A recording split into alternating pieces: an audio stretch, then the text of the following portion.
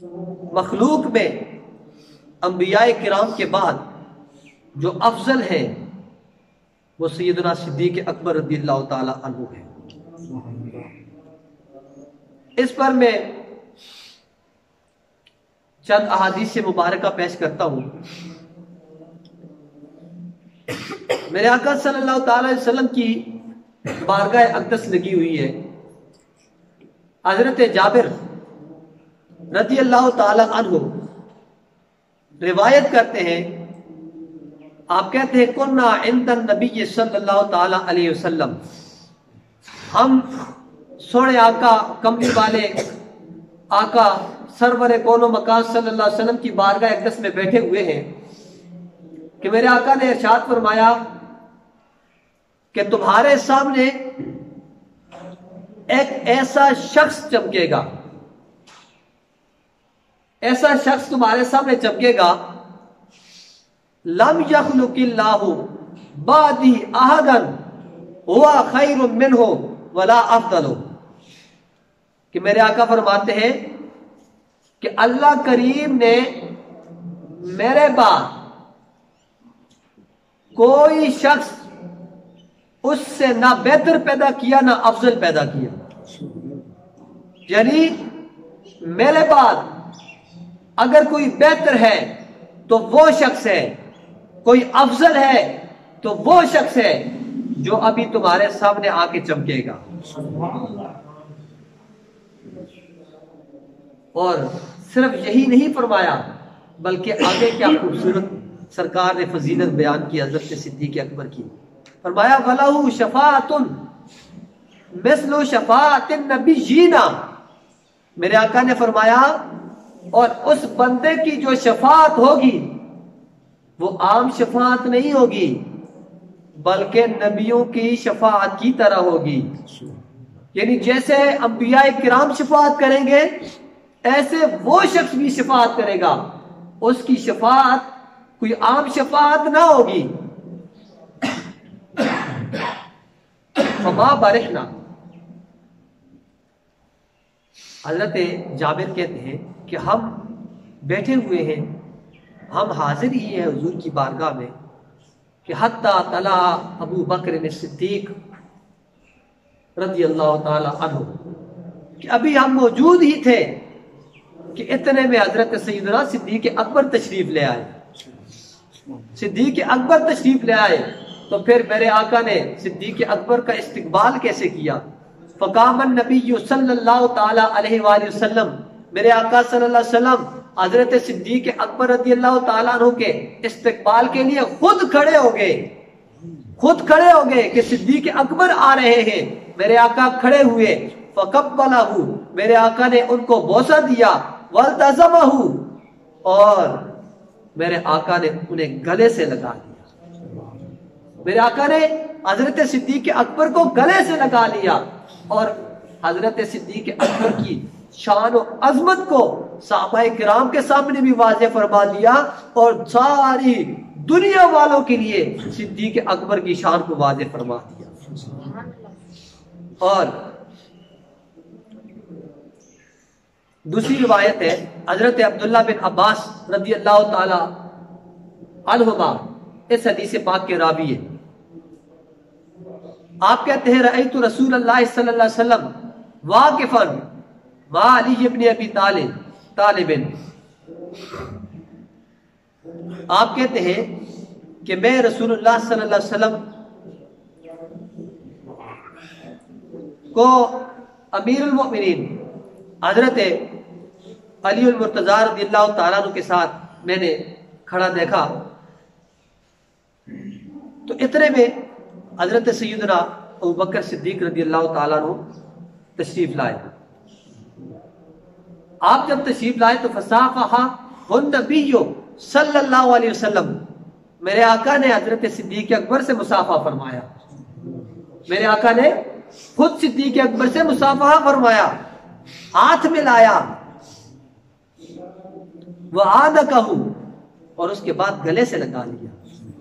معانقہ کیا، وقبل فاہ، اور حضرت سیدنا صدیق اکبر کے چہرے پر میرے آقا نے بوسہ دیا، फ़क़ाल अली, हज़रत अली रज़ी अल्लाह ताला अन्हु सोने करीम आका की बारगाह में अर्ज करते हैं, या रसूलल्लाह सल्लल्लाहु अलैहि वसल्लम अतकब्बलु फ़ा अबी बकर, आपने अबू बकर के चेहरे को चूमा है, हजरत अबू बकर के चेहरे पे बोसा दिया है। फ़क़ाल रसूलुल्लाह सल्लल्लाहु अलैहि वसल्लम, तो मेरे आका ने इरशाद फरमाया, या अबल हसन, ये अबल हसन, हजरत अबुल हसन, ये हजरत अली मुर्तज़ा रज़ियल्लाहु ताला की कुनियत है। फरमाया, ए अली, मंजिला तो अबी बकर इंदी का मंजिलती इंद रब्बी। मेरे आका ने फरमाया, ए अली, तो अपने अबू बकर की शान और अजमत को समझा नहीं कि अबू बकर की शान क्या है, अबू बकर की फजीलत क्या है। मेरे आका ने फरमाया, अबू बकर की शान ये है, अबू बकर का मकाम ये है कि फरमाया कि मंजिला तो अबी बकर इंदी, मेरे हाँ अबू बकर का मकाम ये है का मंजिलती इंद रब्बी, जैसे मेरे रब के हाँ मेरा मकाम है। इतनी बड़ी फजीलत सुनी और आप खामोश बैठे। मोहब्बत से बोले सुभान अल्लाह। क्या फरमाया कि सिद्दीक अकबर का मेरे यहाँ यह मकाम है जैसे मेरे रब के यहाँ मेरा मकाम है। अब देखो रब के यहाँ उसके महबूब का क्या मकाम है। रब के यहाँ उसके महबूब का मकाम ये है कि उस रब ने ये कायनात अगर पैदा की है तो अपने प्यारे महबूब की वजह से पैदा की है। उस रब ने सबसे ज्यादा जिस हस्ती से प्यार किया है वो अल्लाह का सोना प्यारा महबूब है, वो अल्लाह का प्यारा नबी है, वो हमारे और तुम्हारे आका हैं। तो पता चला कि जैसे रब के यहाँ उसके प्यारे महबूब का मकाम है, ऐसे ही सरकार के यहाँ सिद्दीक अकबर का मकाम है। इसीलिए तो हम कहते हैं नहीं जानता जमाना अजमत सिद्दीक दी, नहीं जानता जमाना अजमत सिद्दीक दी। पूछो रसूल पाक तो कीमत सिद्दीक दी, पूछो रसूल पाक तो कीमत सिद्दीक दी। ये सिद्दीक अकबर की शान है, ये सिद्दीक अकबर का मकाम है। और एक दफा हजरत अली मुर्तज़ा रज़ियल्लाहु ताला अन्हु के बेटे हजरत इमाम मोहम्मद बिन हनफिया, ठीक है, वो ये मैं जो बातें कर रहा हूँ ये आम बातें नहीं है कि मैं आपको कहीं से सुना रहा हूँ तो मेरे पास कोई दलील नहीं है या आम मैं बात कर रहा हूँ। ये बाकायदा मुताला करके और किताबों मुस्तनद किताबों के साथ मैं आपके सामने बयान कर रहा हूँ, ठीक है, ताकि अगर आप किसी को बयान कर सकें, किसी के सामने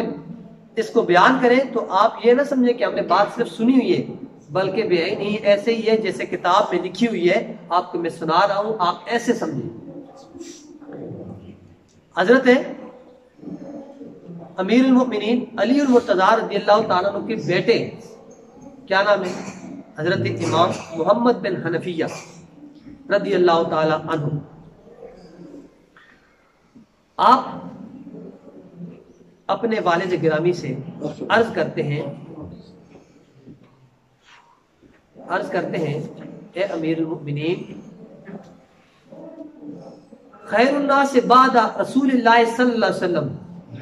आप अर्ज करते हैं कि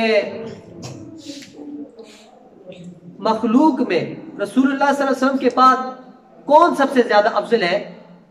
तो अमीरुल मोमिनीन ने फरमाया खैरुन नास बादा रसूलिल्लाह सल्लल्लाहु अलैहि वसल्लम अबू बकर व खैरुन नास बादा अबी बकर उमर